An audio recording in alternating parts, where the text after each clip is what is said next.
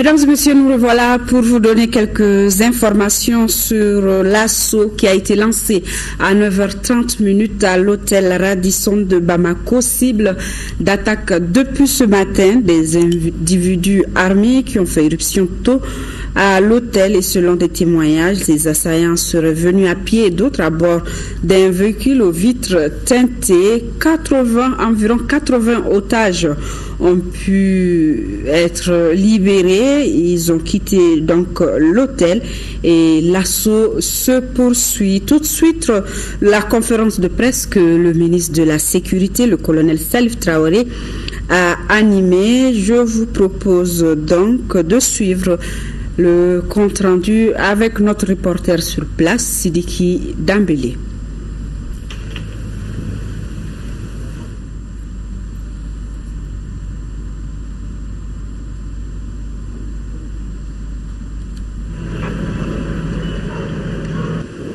Donc quelques otages qui ont pu quitter l'hôtel Radisson. L'assaut est toujours en cours.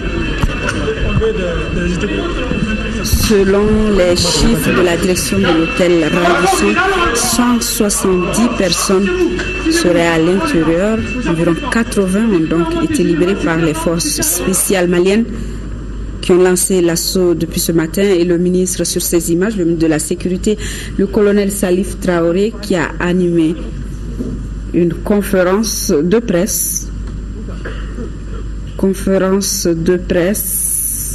qui a été donc suivie par notre reporter Sidiki Dambélé et le colonel Traoré au micro donc de notre reporter. Nous avons souhaité vous rencontrer pour faire un point d'étape. Vous savez que depuis ce matin à 7h, l'hôtel Radisson a été attaqué.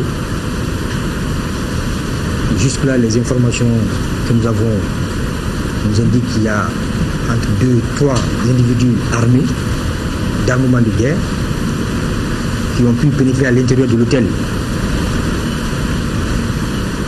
Sitôt informés, nous avons activé la cellule de crise au niveau du ministère de la Sécurité et de la Protection civile. Dans ce cas de figure-là, cette cellule est étendue au chef militaire, aux affaires étrangères et à d'autres ministères sectoriels. Nous avons également dépêché des éléments sur le terrain pour faire un bouclage autour de l'hôtel Radisson. Nous avons, à ce moment où je vous parle, nous bénéficions également de l'assistance de l'ambassade de France, de la MINUSMA aussi. Avec les renseignements que nous avons recueillis auprès de l'hôtel, il y avait environ 140 personnes dans l'hôtel depuis hier soir.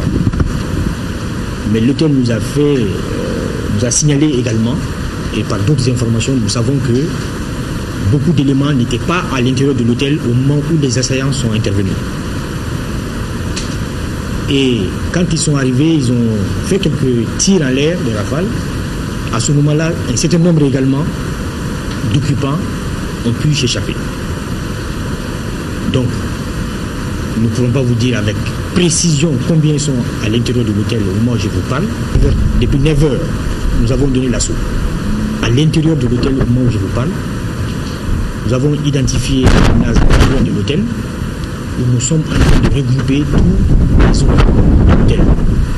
Ceux qui ont pu s'échapper par eux-mêmes et ceux que nous avons pu exfiltrer. Nous sommes en train de les conduire dans un gymnase qui est à côté, sur le plan médical et sur le plan psychologique.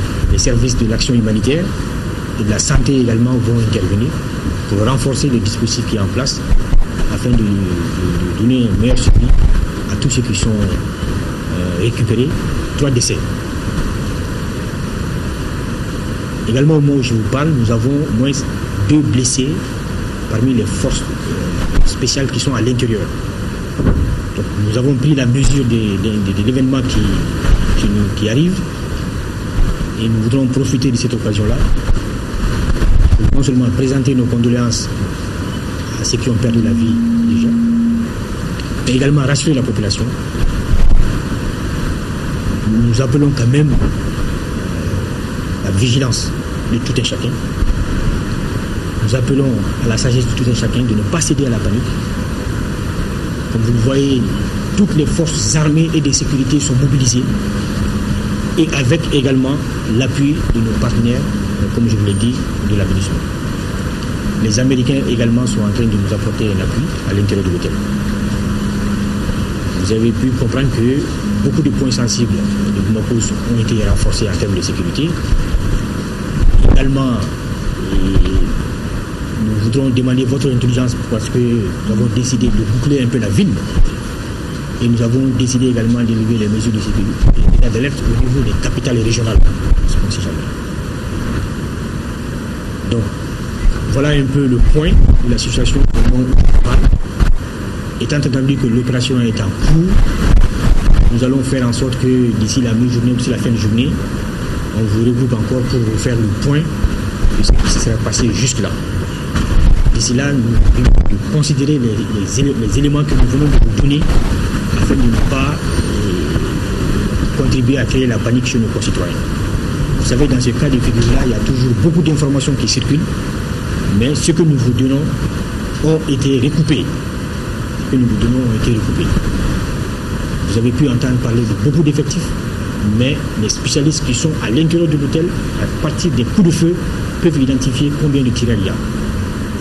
Donc, nous vous demandons vraiment de tenir compte. Nos portes sont ouvertes pour qu'à tout moment vous ayez accès à l'information. Le président de la République, N'Djamena, au sommet du G5 sur la sécurité, fera une déclaration dans les prochaines minutes. Il suspend sa participation au sommet et rentrera à Bamako au cours de la journée. Ici, sur place, le Premier ministre, chef du gouvernement, a présidé une réunion interministérielle sur la situation de prise d'otage au Radisson Hotel Blue. Il s'agissait pour le chef du gouvernement de s'enquérir de l'évolution de cette attaque et de donner certaines instructions. Nous écoutons le porte-parole du gouvernement Choguel Kokala Maïga. Il est au micro de Nouhoun Sissoko. Cette réunion interministérielle autour du Premier ministre, à laquelle ont participé aussi les différents responsables des forces armées de sécurité, avait pour objet de faire le point sur l'événement dramatique qui vient de se passer à l'hôtel Radisson, qui s'apparente à une prise d'otage. Le Premier ministre, après avoir écouté les uns et les autres, a donné une série d'instructions, dont la mise en place immédiate d'une équipe composée d'un certain nombre de ministres et pilotée par le ministre de la Sécurité, à l'effet de faire le point heure par heure afin que les décisions pertinentes soient prises pour juguler cette situation.